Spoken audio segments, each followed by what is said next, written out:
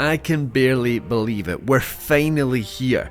This is our review for God of War Ragnarok, a game that feels like we have been waiting all too long for it. Now, before we get started, just to say that this is a spoiler-free review written by the one and only Robert Ramsey over on the Push Square website. Now, I have tried to carry over that lack of spoilers into the footage that you are seeing here today, so you can watch this worry-free. But anyway, you've waited long enough. Here's our review for Santa Monica Studios' God of War Ragnarok. At one point or another, Santa Monica Studio was thinking about spreading Kratos' new saga across 3 games, a trilogy that would mirror the original adventures of the vengeful god. Now, this is worth bringing up because God of War Ragnarok feels like it could have easily been split in half and sold as 2 separate pieces.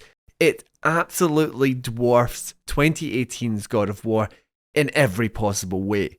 And we dare say that other developers and indeed publishers may have pushed for that aforementioned trilogy given the sheer scale of this project. But no, Santa Monica Studio has delivered a game that makes its already excellent predecessor look like a prologue. So much happens in Ragnarok that by the time the credits roll, it's hard not to feel exhausted. But of course, in all the best kinds of ways. It is a truly tireless title in terms of creative vision, and we can only imagine the amount of effort that went into crafting such a beast of a game.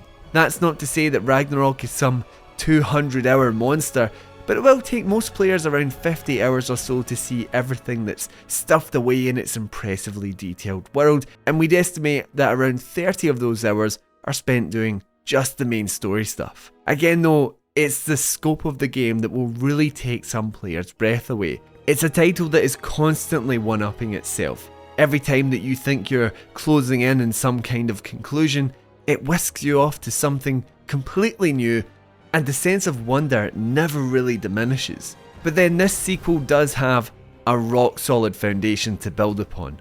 Structurally, it is very similar to Kratos' inaugural Norse excursion. You'll once again be journeying between distinct realms, all 9 of them it should be noted this time round, traversing both linear and more open locations, which are home to a balanced mix of combat encounters and environmental puzzles. Some areas also play host to side quests and of course, loads and loads of secrets. At a glance you'd be forgiven for thinking that Ragnarok is just more God of War. Honestly, we were kind of thinking the same thing during the game's opening hours, but it won't be long until your expectations are completely shattered. As it turns out, Sony has shown only a fraction of what Ragnarok has to offer, which is kind of crazy in hindsight. And as such, we'd recommend going into this as blindly as you possibly can. Once the game is out there, the internet will be rife with spoilers of all shapes and sizes. There is just that many surprises in store. Set a couple of years after the events of God of War 2018, Kratos and his now teenage son Atreus find themselves in a bit of a rut. Enduring the cold grasp of a never-ending winter in Midgard, Kratos is all but paralysed with indecision, urging Atreus to do nothing but prepare for the trouble that they will inevitably get in. It's a tense opening that soon explodes into action, and the plot just snowballs from that point on. The pacing is fantastic, even with plenty of quieter moments scattered throughout, and that's largely down to the game having a much more involved cast of secondary characters. Indeed, this is no longer just Kratos and Atreus and Mimir's story, with the father-son duo assembling a ragtag group of allies as the plot progresses. Now, as we've come to expect of a single-player Sony gig, the narrative presentation is of an incredibly high standard. Ragnarok continues with the first game's single-shot style of direction and even manages to take it to dizzying new heights, all while the title's talented motion capture and voice actors put in some superb performances. With that, many of the interactions between main characters feel impressively organic for what is such a fantastical tale. Ragnarok is cinematic brilliance at times, but to say it's like a movie would be doing the title's top-notch gameplay a severe disservice. As we mentioned earlier, everything is pretty much as returning players will remember it, but instead of writing in some kind of reason for losing all of your powers and skills, The developer has basically branched things out in all directions.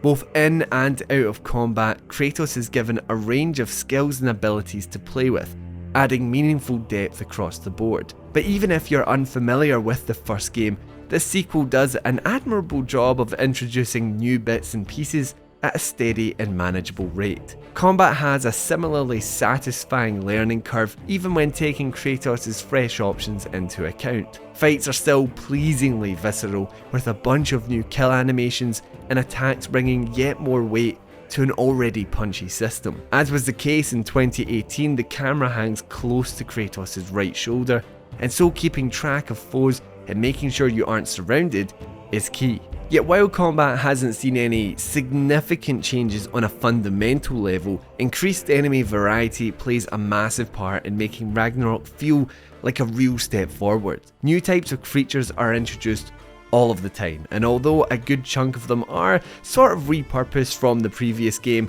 a clear effort has been made to ensure that you're not just brawling with a slightly different group of decrepit Draugr every 5 minutes. And then there are the boss battles. An overall lack of jaw-dropping bosses was one of the most common criticisms of the previous game, and so Santa Monica has gone above and beyond with the big baddies this time around. There are more unique bosses in Ragnarok's first 10 hours than there are in God of War 2018's entire runtime, and every single one of them is a highlight. It's a colossal improvement. On the topic of improvements, the game's somewhat divisive gear and leveling system is better implemented than it was before, but we're still not convinced that it really adds anything of true worth to your experience. The gear system is essentially a way of gating optional content. Leveling up gives you a reason to return to previously visited realms, claiming victory in fights that were once insurmountable. Design-wise, you can sort of understand the reasoning behind it, but it's just weird seeing Kratos struggle against a normal undead warrior because its level is higher and its health bar is a different colour. Even if leveled equipment adds a sense of progression, it just doesn't quite gel. Thankfully, we never felt like we were being locked out of main story progression because Kratos' loincloth wasn't up to snuff. By the game's last stretch, we had more than enough resources to deck Kratos out in high level gear, and even if you avoid every slice of optional content, you're still handed equipment that's capable of getting you through the campaign. You'll obviously have a slightly tougher time of it, but that's just how it goes. A relatively minor complaint then, so here's another one. Ragnarok isn't quite the visual spectacle we wanted. Now don't get us wrong, this is an exceedingly pretty game at times, but we would argue that that's mostly down to the sublime art direction as opposed to the title's technical heft. In other words, you can tell that this is a cross-gen release. It's not as immediately noticeable an upgrade as you maybe would have expected from the 2018 game. That 60 frames per second on PS5 though is immaculate. For us, the game's performance mode is the way to go. The action's just too damn good to settle for anything less, but there's also a 30 FPS option at a super crisp 4K resolution if you're willing to take the hit. The DualSense support is well worth a mention as well, because Ragnarok feels fantastic to play on Sony's latest pad, forcing all kinds of haptic feedback based on your actions. It gives combat even more of a crunch and helps sell Kratos' weighty movement when traversing environments. Meanwhile, cutscenes can be enhanced with a cheeky rumble here or there. But let's get on to the big statements. God of War Ragnarok is phenomenal. Even amongst PlayStation Studios' typically stellar output, it's a showpiece, a masterfully crafted game that smashes expectations at almost every turn. The sheer and often ridiculous scope of Ragnarok makes 2018's God of War feel like a short little jaunt to spread some ashes. It is massively epic in all the right ways and emotionally intimate in all the right ways as well. Quite frankly, it's nothing short of a masterpiece.